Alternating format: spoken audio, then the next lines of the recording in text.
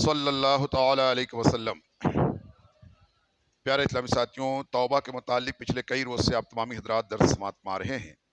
آج بھی اسی باب سے کچھ باتیں عرض کرنے کی کوشش کرتا ہوں، تمامی حضرات بغور سماعت فرمائیں۔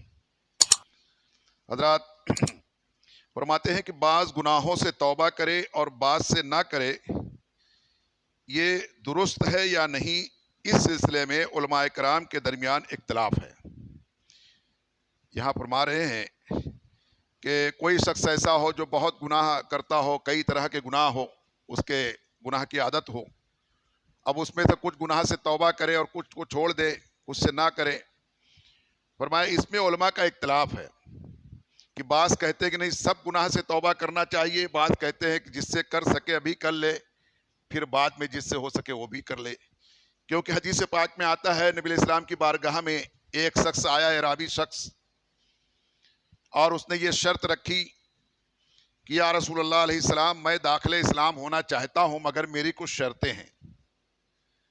تو نبی علیہ السلام نے فرمایا کہ کیا شرط ہے؟ آنے والے نے عرض کیا کہ میں کئی طرح کا گناہ کرتا ہوں، میری کئی طرح کی عادتیں بد ہے، گناہ کی بری عادت ہے، میں سب نہیں چھوڑوں گا، ہاں آپ اگر کہیں گے تو آپ کے کہنے سے کوئی ایک گناہ چھوڑ سکتا ہوں۔ نبی علیہ السلام نے فرمایا کہ ٹھیک ہے، تو داخل اسلام ہو جا، اور جو گناہ میں کہوں ایک گناہ چھوڑ دینا۔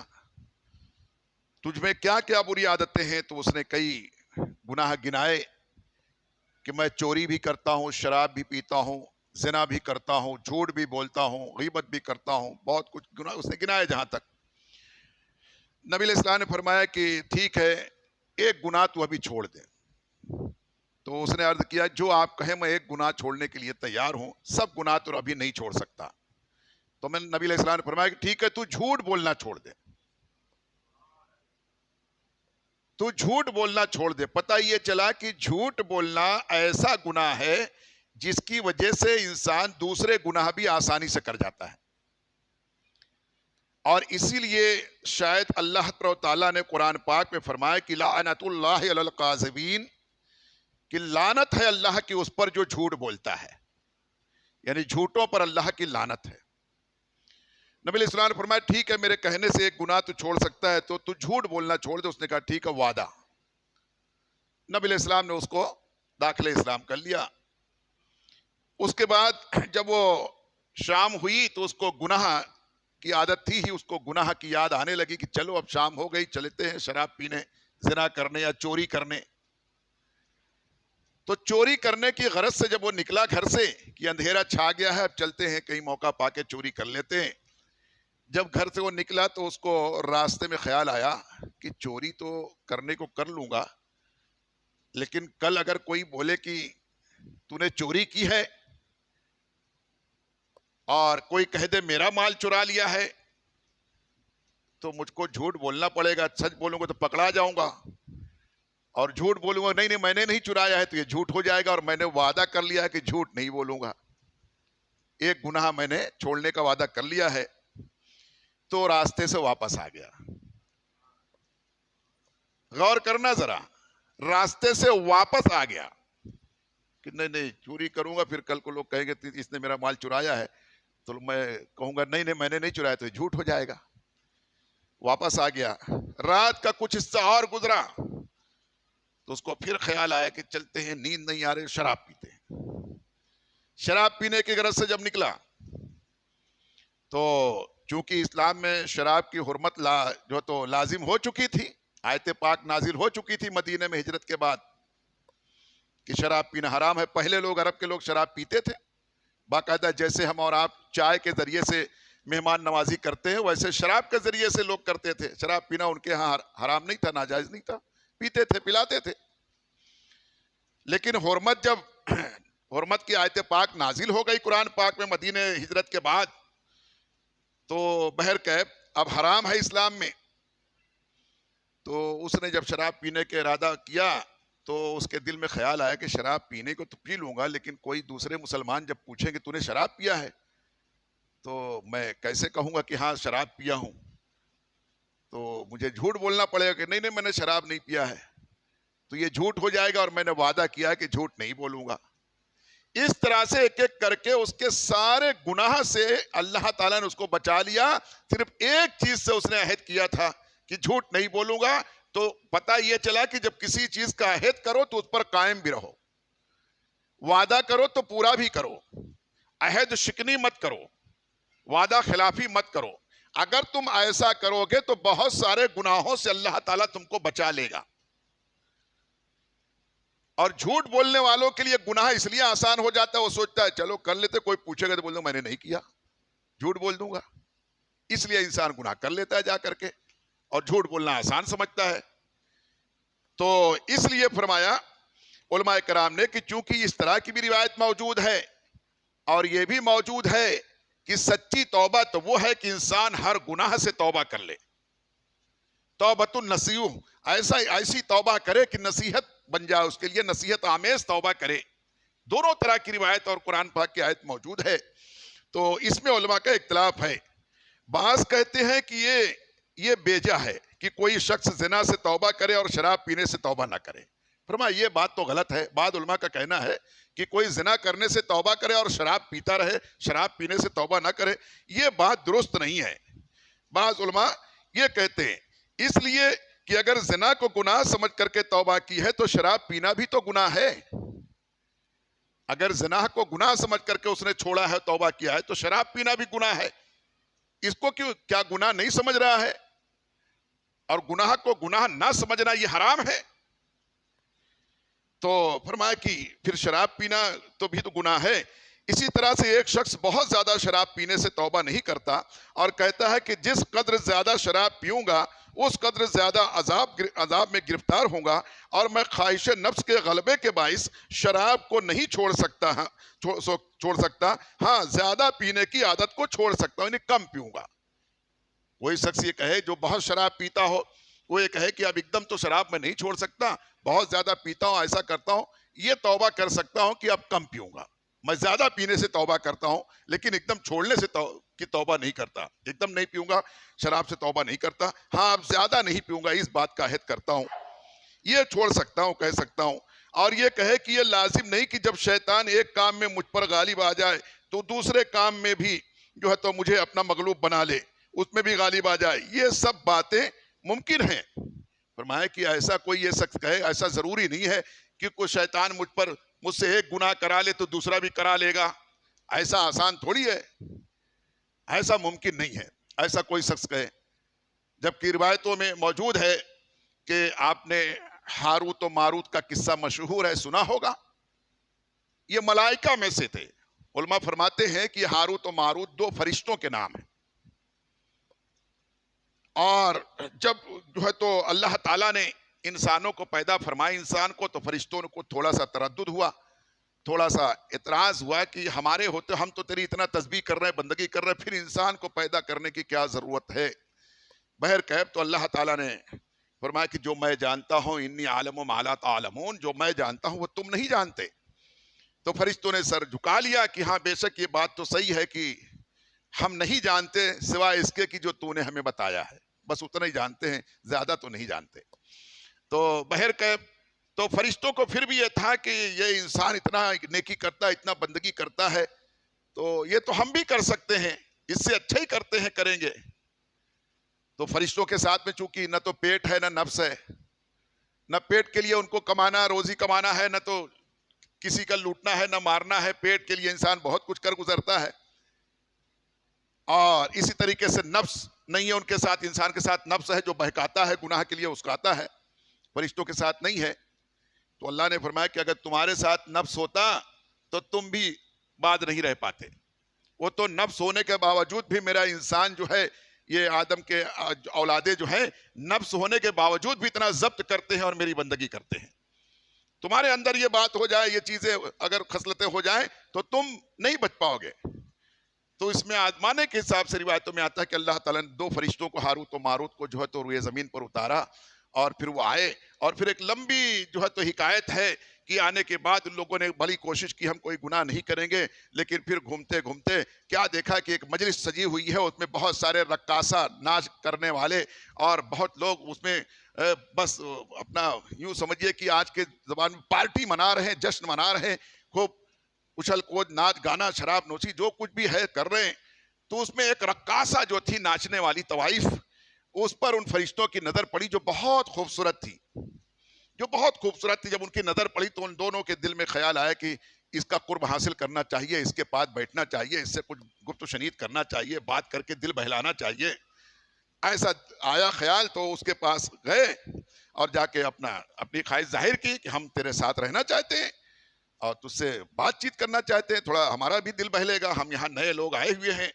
ایسا کہہ کر کے تو اس نے کہا کہ ایسے نہیں, وہ میری بھی کچھ شرطیں ہیں. کیا شرطیں ہیں؟ تو تخلیے میں اپنا کمرے میں وہ بلائی اور لے جانے کے بعد اس نے پھر کہا کہ دیکھو میری شرط یہ ہے کہ یہ ایک بچہ جو ہے یہ میرے لیے بہت پریشانی کا باعث ہے, اس کا قتل کر دو, اس کو قتل کر دو, قصہ ختم ہو جائے اس کا, پھر میں تمہارے لیے ہوں. دونوں نے ہاتھ اٹھا دیا, نہیں نہیں یہ ہم کبھی نہیں کریں گے, ہم نے کبھی قتل کیا نہیں ہے, قتل کرنا آسان کام ہے, بہت بڑا گناہ ہے, ہم قتل نہیں کریں گے, ہم قتل نہیں کریں گے. وہ دونوں نے جو تو ہاتھ انکار کر دیا. اس طرح سے ایک دو گناہ اس نے گنائے, مگر وہ لوگ کہیں نہ یہ ہم نہیں کریں گے, یہ بہت گناہ کا کام ہے. تو اس نے کہا کہ ایسا کرو کہ پھر یہ ایک پیالہ یہ مشروب ہے, شراب ہے, یہی پی لو. تو دونوں غور کیا, ہاں یہ آسان ہے, یہ کر لو, گے شراب یہ پی لیں گے, یہ ہم کو کوئی اتنا بڑا جو تو بہت زیادہ مضر نہیں, یعنی بہت نقصان دینے والا معاملہ نہیں لگتا ہے, بہت بڑا گناہ نہیں دکھ رہا ہے, ہاں شراب پی لیں گے. تو اس نے کہا پھر پیش ہے, اس نے پیش کر دیا, شراب دونوں نے پیا. جب شراب پیا اس کا خمار چڑھا اور نشے کے عالم میں تو جا کر بچوں کو قتل بھی کر دیا اور طرح کے جو بھی گناہ تھے وہ گناہ بھی کر ڈالے. اور اس کے بعد جب ہوش آئے تو دونوں بہت پچھتانے لگے کہ ارے یہ ہم نے کیا کر دیا. تو فرمایا گیا کہ یہ شراب جو ہے یہ ام الخبائث ہے. ام الخبائث یعنی تمام گناہوں کی ماں ہے, گناہوں کی جڑ ہے شراب. آج ہمارے بہت سارے اسلامی بھائی شراب نوشی کرنے کی وجہ سے نہ جانے کیا کیا گناہ کر جاتے ہیں اور تباہ ہو رہی ہیں زندگیاں ان کی شراب پینے کی وجہ سے. تو یہ شراب کو تو ام الخبائث کہا گیا, یہ گناہوں کی ماں ہے, جڑ ہے. جس نے شراب پی لیا تو پھر وہ اور بہت سارے گناہ کرنا اس کے لیے آسان ہو جاتا ہے.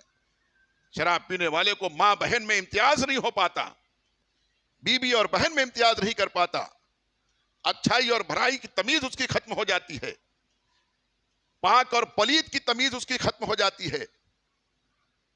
وہ اچھے پاکیزہ جگہ پر بیٹھنے والا انسان بھی شراب نوشی کرنے اور شراب میں دھت ہونے کے بعد گندگی میں جا کے بیٹھ جاتا ہے. اس کی انسانیت مر جاتی ہے گویا شراب کے نشے میں آنے کے بعد. تو یہ فرمایا گیا کہ فرشتے پھر وہ بچ نہیں پائے. وہ ایک لمبا واقعہ ہے کہ اس کو میں پورا کرتا کہ وہ رقاصہ کون تھی. بعد روایتوں میں آتا ہے کہ وہ جو ستارہ سلمہ ستارہ ہے اس کا نام تھا, اور وہی ستارے کو عورت کی شکل میں اللہ تعالیٰ نے بھیجا تھا ان کو آزمانے کے لیے, اور وہ آزمائش میں فیل ہو گئے. تو یہ تمام معاملات ہیں. تو یہاں بتانا یہ تھا کہ شراب جب پیا تو اور بھی گناہ کر ڈالے. پہلے جس گناہ سے انکار کر رہے تھے شراب پینے کے بعد وہ گناہ کر ڈالے. تو اب یہ کہنا کہ ہم شراب بہت پیتے ہیں اس طریقے سے اب کم پیئیں گے, اس بات کا وعدہ کرتے ہیں کہ اب زیادہ نہیں پیئیں گے, کم پیئیں گے. تو کم پینا بھی گناہ ہے, ایک قطرہ بھی حرام ہے, ناپاک ہے, نجس ہے. حدیث پاک میں آتا ہے کہ جس کے حلق سے ایک قطرہ ایک لقمہ بھی حرام کا اتر گیا, فرمایا 40 دن تک اس کی کوئی عبادت, کوئی بندگی, کوئی دعا قبول نہیں ہوگی. تو بھلا بتاؤ جو روز پی رہے ہیں ان کی زندگی اسی میں گزر رہی تو ان کی کیا دعا قبول ہوگی؟ ان کی کوئی دعا قبول نہیں ہوگی سوائے استغفار کے اور توبہ کے. اب اگر اس چیز سے سچی توبہ کریں تو توبہ اللہ کا وعدہ ہے کو قبول کرے گا, اگر سچی توبہ کرے تو. تو یہ فرمایا کہ اب یہ کوئی کہے کہ شراب بہت پیتا ہوں تو اب کم کر دوں گا, یہ وعدہ کرتا ہوں. اور فرمایا کہ جب شیطان, تو شراب جب پی لے گا تو شیطان دوسرا گناہ بھی کروائے گا. جب تمام گناہوں کی ماں, گناہوں کی جڑ اس نے پکڑا دیا اور کروا دیا, اس سے نہیں روک پائے اپنے آپ کو, تو دوسرے کام تو آسانی سے کروا دے گا پھر. اس لیے شراب سے تو بہت بچنا چاہیے, شراب کے تو قریب نہیں جانا چاہیے, اور یہاں تک کہ شرابی کی صحبت میں نہیں رہنا چاہیے, ورنہ صحبت کا برا اثر ہوتا ہے. صحبت کا اثر ہوتا ہے, بری صحبت کا برا اثر ہوگا, اچھی صحبت کا اچھا اثر ہوگا. تو اس لیے فرمایا کہ شیطان کے لیے یہ پھر ممکن ہو جائے گا، آسانی ہو جائے گی کہ تم جب شراب پیو گے ایک گناہ کرو گے تو دوسرا بھی کروا دے گا۔ حدیث شریف میں توبہ کرنے والوں کے متعلق آیا ہے کہ التائب حبیب اللہ، نبی علیہ السلام نے فرمایا کہ التائب حبیب اللہ، توبہ کرنے والا اللہ کا محبوب ہو جاتا ہے، توبہ کرنے والے کو اللہ تعالیٰ اپنا دوست بنا لیتا ہے۔ تو اس لیے میں کہتا ہوں بار بار کہ اللہ کا کوئی رشتہ دار نہیں ہے، اللہ کا کوئی رشتہ دار نہیں ہے، نہ بیٹے نہ باپ نہ بھائی نہ چچا نہ بیوی نہ ماں نہ کوئی رشتہ دار نہیں ہے، مگر دوست بہت ہیں اس کے۔ رشتہ دار بننا تو ناممکن ہے، ہو نہیں سکتا، اللہ کا کوئی رشتہ دار ہو نہیں سکتا، لیکن دوست بننا بہت ممکن ہے، اللہ کا دوست بننے کی کوشش کرنا چاہیے۔ تو یہاں حدیث پاک میں نبی علیہ السلام نے فرمایا کہ بے شک جو توبہ کرنے والے ہیں اللہ تعالیٰ ان کو اپنا دوست بنا لیتا ہے، وہ اللہ کے دوست ہیں۔ اور قرآن مقدس میں آیا ہے، اللہ تعالیٰ فرماتا ہے ان اللہ یحب التوابین، کہ بے شک اللہ تعالیٰ توبہ کرنے والوں کو دوست بنا لیتا ہے۔ توبہ کرنے والے اللہ کے محبوب ہیں، دوست ہیں، لیکن محبت اور دوستی کا یہ درجہ اس شخص کو ملے گا جو سارے گناہوں سے توبہ کرے۔ جس میں کوئی ایک گناہ بھی ہوگا تو وہ اللہ کا دوست نہیں ہو سکتا، اس کو اللہ کا قرب نہیں مل سکتا۔ یہ گناہ ہے، گناہ جو اللہ کو قطعی پسند نہیں ہے، جو اللہ کو قطعی گوارا نہیں ہے۔ ہم تمام انسانوں کے باپ حضرت آدم علیہ السلام کو اللہ تعالیٰ نے کہاں پیدا فرمایا؟ جنت میں، نہایت پاکیزہ جگہ، ویسی کوئی جگہ نہیں، اس کی کوئی مثال نہیں دے سکتے۔ مگر ایک جو ہے تو غلطی ہو گئی، گناہ جیسی صورت ہو گئی ایک، تو اللہ تعالیٰ نے کہا اب تم جنت میں نہیں رہ سکتے، اب نکلو۔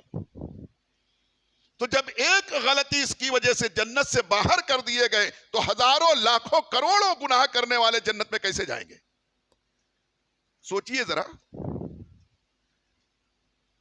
آج ہمارے آپ کے پاسپورٹ میں، آدھار کارڈ میں ایک اسپیلنگ کی غلطی ہو جاتی ہے، تھوڑی سی شبدوں کی غلطی، اسپیلنگ کی اگر غلطی اور فرق ہو جاتا ہے نامنیشن میں تو اس کے وجہ سے ریجیکٹ کر دیا جاتے ہیں، نہیں تمہارے لیے انٹری نہیں ہے، تم پہلے اس کو درست کرا کے آؤ۔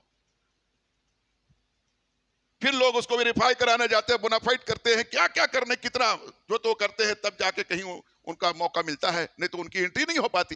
جب یہ دنیا جیسی ناپسندیدہ جگہ پہ اتنی پابندی ہے کہ ذرا سا اگر غلطی آدھار کارڈ میں، پاسپورٹ میں، ٹکٹ میں کوئی غلطی ہو جائے تو اس کی انٹری نہیں ہو پا رہی ہے، تو جنت جیسی پاکیزہ جگہ میں کہاں انٹری ہو پائے گی ہزار گناہ کرنے والوں کو؟ تو اللہ کا دوست وہی ہو سکتا ہے جو سارے گناہوں سے توبہ کرے، توبہ سارے گناہ سے کرے۔ اس لیے جو توبہ استغفار جو ہے اس میں یہ نہیں کہ میں جو ہے تو موجودہ گناہ سے یا جو ہے تو ماضی کے گناہوں سے یا حال کے گناہوں سے توبہ کرتا ہوں یا پھلا گناہ سے توبہ، نہ، بلکہ من کل ذنب آیا ہے، استغفر اللہ ربی من کل ذنب، میں استغفار کرتے اللہ تمام گناہوں سے، ایک دو 10 20 گناہ سے نہیں، سارے گناہوں سے توبہ کرتا ہوں، یہ اس میں کہا گیا ہے۔ تو فرمایا کہ اللہ کا دوست تو وہی ہو سکتا، بے شک توبہ کرنے والے کو اللہ تعالیٰ اپنا دوست بنا لیتا ہے، مگر یہ دوستی کا درجہ اور مقام اسی کو ملے گا جو سارے گناہوں سے توبہ کرے۔ بات سمجھ میں آ رہی ہے؟ تو سارے گناہوں سے توبہ کرنے کی رغبت دلانے کی کوشش کرنا چاہیے۔ فرماتے ہیں برادران اسلام، توبہ کو نبھانا اور اس پر قائم رہنا بڑا مشکل کام ہے۔ توبہ کو نبھانا اور اس پر قائم رہنا یہ بڑا مشکل کام ہے۔ توبہ پر اسی وقت قائم رہا جا سکتا ہے اور اس کو نبھایا جا سکتا ہے کہ خاموشی اختیار کی جائے، حلال روزی کھائے اور شبہ والی چیزوں کو بھی چھوڑ دے، نیک لوگوں کی صحبت اختیار کرے، برے لوگوں کی صحبت اور سنگت کو چھوڑ دے، ذکر اور وظائف میں مشغول ہو جائے، اللہ کا ذکر اللہ کرنے میں لگ جائے، کسی بھی لمحہ خوف الہی کو دل سے دور نہ ہونے دے، ہر وقت دل میں خوف الہی کا احساس ہونا چاہیے، عذاب قبر کو نظر کے سامنے رکھے، قبر کے عذاب کو بھولے نہیں کہ جو ہوگا دیکھا جائے گا، معاذ اللہ، اور قیامت کا ہولناک منظر کو یاد کریں، موت کی سختی کو فراموش نہ کریں، دوزخ کے دردناک عذاب کو یاد رکھیں، ہمیشہ رضا الہی کے لیے کام کریں، استغفار کثرت سے پڑھیں، نفسانی خواہشات کی بالکل پیروی نہ کریں۔ نفس کہے یہ کر لو، وہ کر لو، یہ کھا لو، وہ لے لو، یہ پی لو، فرمایا نفس کی خواہش کی کبھی پیروی نہ کرے، ضرورت پر عمل کرے، ضرورت کو اختیار کرے، اور فرمایا اسی طریقے سے اور درود شریف کی کثرت سے کرے، کثرت سے درود شریف پڑھے، گناہ کا خیال دل میں نہ لائے، دل میں گناہ کا خیال بھی نہ آنے دے، اس سے بھی بچانے کی اور بچنے کی کوشش کریں، دل میں وسوسہ پیدا ہونے نہ دیں، گناہوں کی لذت کو یاد نہ کریں، تو انسان توبہ پر قائم رہ سکتا ہے۔ تب انسان بروں کی صحبت کو چھوڑ دے، بہت زیادہ بڑبڑ کرنے سے بچے، خاموش رہنے کی عادت ڈالے، کم بولے، اور نفسانی خواہشات کو پورا کرنے کے فراق میں کبھی نہ پڑے۔ ان تمام چیزوں کو جو ہے تو اگر وہ واقعی اپنے دل میں رکھنا ضروری سمجھے گا، قبر کے عذاب کو، محشر کے حساب کو، جہنم کے عذاب کو، اللہ کی ناراضگی، اس کے جلال کو، یہ سب یاد رکھے، نہیں یہ کر لوں گا تو یہ اللہ کتنا غضبناک ہوگا، یہ سوچتا رہے، تب جا کے انشاءاللہ اس کو استقامت ملے گی، پھر وہ توبہ پر قائم رہ سکے گا۔ کسی شاعر نے کہا کہ توبہ 100 بار کی پر نہ نبھائی توبہ، توبہ 100 بار کی پر نہ نبھائی توبہ، میں وہ توبہ شکن ہوں کہ الہی توبہ، میں ایسا توبہ توڑنے والا ہوں کہ اللہ اس توبہ سے توبہ، ایسی توبہ سے توبہ کہ توبہ کرے پھر توڑ دے، توبہ کرے پھر توڑ دے، ایسے میں وہ توبہ شکن ہوں کہ الہی توبہ، یعنی ایسی توبہ سے توبہ کہ توبہ کرے پھر توڑ دے، توبہ کرے پھر توڑ دے۔ حضرت ابن عباس رضی اللہ عنہما سے روایت ہے کہ رسول کائنات علیہ السلام نے ارشاد فرمایا کہ جو شخص ہمیشہ توبہ اور استغفار کرتا ہے، اللہ تبارک و تعالی اس کے لیے ہر تنگی سے نکلنے کا راستہ بنا دیتا ہے۔ جو شخص ہمیشہ توبہ اور استغفار کرتا ہے، اللہ تعالی ہر مشکل، ہر تنگی سے نکلنے کے لیے اس کا راستہ آسان فرما دیتا ہے۔ کون روکے گا راہ اس کی، جس کے لیے اللہ راستہ عطا کر دے؟ کون روک سکتا ہے؟ کس میں ہمت ہے؟ آج خواہ مخواہ لوگ کہتے ہیں کہ کسی نے میری روزی باندھ دی ہے، کون باندھ دے گا؟ اللہ دینا چاہے تو کچھ میں طاقت ہے، باندھ دے گا۔ اللہ کو راضی کر لو، ساری بندش کھل جائے گی۔ اللہ دینے پہ آئے تو کوئی نہیں باندھ سکتا ہے، کس میں ہمت ہے؟ فرمایا توبہ اور استغفار کو لازم کر لو، اللہ تمہارے مشکلات کو آسان کر دے گا، تنگی کو فراوانی میں بدل دے گا، اور تمہارے ہر جو ہے تو مشکلات سے نکلنے کا راستہ عطا کر دے گا، اور ہر فکر و غم سے اس کو چھٹکارا عنایت فرمائے گا، اور اس کو ایسی جگہ سے روزی دے گا جہاں تک اس کا گمان بھی نہ پہنچتا ہوگا۔ آدمی سوچتا ہے کاش کہ ایسا ہو جائے، دروازہ کھولو تو میرے دروازے پہ ٹوکنی بھر کے رکھا رہے، اشرفی روپیہ رکھا رہے، کاش کہ ایسا ہو جائے۔ یہ سوچ رہا ہے نا، یہ سوچ سکتا ہے انسان، اتنی سوچ ہے اس کی، کاش کہ چھپر پھاڑ کے گرے، 56 کروڑ کی چوتھائی، سب کہتے ہیں نا، آدھا کھائی آدھا لٹائی، ایسا کہتے ہیں لوگ۔ یہ اتنی سی سوچ ہے، خالی اتنی سی سوچ ہے۔ اللہ 56 کروڑ کیا 112 کروڑ دے گا تو کون روک لے گا؟ 56 کے ڈبل دے دے گا تو کون روک دے گا؟ اور بغیر چھپر پھاڑے دے دے گا تو کیا ہوگا؟ اور بغیر دروازہ کھولے اندر ہی مل جائے تو کیا ہو جائے گا؟ استقامت ہونا چاہیے، استقامت۔ حضرت میں واقعہ ایک روایت یاد آ گئی، عرض کر دوں میں کہ حضرت حبیب اجمی رحمت اللہ تعالی علیہ اپنے وقت کے کبھی بہت بدنام زمانہ شخص تھے، سود بیاج کا دھندا کرتے تھے، بہرکیف حالات ایسے اللہ نے پیدا کیے، اور ان کو توبہ کرنے کے لیے اللہ تعالیٰ نے جب جو ہے تو دل میں توفیق دی، انہوں نے توبہ کی۔ جب توبہ انہوں نے کر لی، یہ بات پر یقین کرتے ہوئے اپنے گھر سے نکلے تو ان کے پاس کام کے لیے نکلے کہ اب چلتا ہوں اور محنت مشقت کروں گا، تو گھر سے وہ ایک روٹی لے کے نکلے, کام مل گیا تو ٹھیک ہے, ورنہ یہی کھا لیں گے دوپہر میں, اپنا پھر آ جائیں گے. کام مل جائے گا تو یہ روٹی دوپہر میں کھا لیں گے, شام کو مزدوری لے کے آئیں گے. ایک روٹی لے کے نکلے, اب وہاں گئے ابھی تو راستے میں کوئی مانگنے والا فقیر مل گیا, بھوکا, اللہ کے نام پہ کھلا دو, کئی روز سے فاقہ کیا ہوں, کچھ کھانا نہیں ہے, اللہ کے نام پہ کھلا دو. تو انہوں نے یہ سن رکھا تھا کہ اللہ کی راہ میں جو کوئی ایک دیتا ہے تو اللہ اس کے بدلے میں 10 دیتا ہے, 10 گنا دیتا ہے. انہوں نے کہا کہ میں تو کھا کے گھر سے آیا ہوں, یہ تو دوپہر کے لیے رکھا ہوں, لیا ہوں, اور یہ بیچارہ ابھی بھوکا ہے. نکال کے دے دیا, نکال کر کے وہ ایک روٹی اس کو دے دیا. اب ان کے پاس کچھ نہیں اور کام ملا نہیں, گھر واپس آ گئے, مگر یقین تھا کہ وہ ایک کے بدلے 10 ملتا ہے, چاہے یہاں ملے کہ آخرت میں ملے.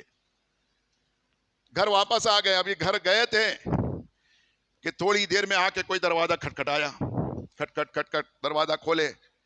کیا ہوا بھائی, کیا بات ہے؟ بولے یہ تمہاری روٹی ہے, کسی نے بھیجا ہے آپ کے لیے روٹی, یہ لے لو. لاؤ, ضرورت تو تھی اور یقین بھی تھا کہ ایک کے بدلے 10 اور روٹی دیا, ہو سکتا ہے روٹی یہ لے کے آئے, روٹی ہی ملی ہوگی, روٹی کے بدلے روٹی لیے. دیکھے اس کو, کھولے, 1 2 3 4 5 6 7 8 9. ارے بھائی یہ ہمارا نہیں ہے لگتا ہے, یہ یقین دیکھو. بابا رکو رکو, یہ لے کے جاؤ, یہ ہمارا نہیں ہے, یہ آپ لے کے جاؤ, ہمارا. بولے آپ کا کیسے نہیں, آپ کو کیسے معلوم کہ آپ کا نہیں ہے؟ بولے ہمارا ہوتا تو 10 ہوتا. یہ یقین کامل ہے نا, عمل پہ ہم محبت فاتح عالم, جہاد زندگانی میں ہے یہ مردوں کی شمشیریں. یقین کامل ہونا چاہیے. کہا یہ ہمارا نہیں, اس کو لے کے جاؤ. کہا کیسے؟ بولے نہیں ہمارا ہوتا تو 10 ہوتا. تو انہوں نے تھیلے میں ہاتھ ڈالا, ایک روٹی اور نکال کر کے دے دی. کہا آپ ہی کہا یہ 10 ہے, یہ آپ ہی کہا یہ 10 ہے. تو یہ یقین ہم کو ہونا چاہیے. زندگی میں آرام, تکلیف, دکھ, سکھ سب آتے جاتے رہتے ہیں. یقین ہونا چاہیے, اللہ تعالیٰ آسانی پیدا کر دے گا. اللہ تعالیٰ ہم تمام مسلمانوں کو یقین کے ساتھ سچی توبہ کی توفیق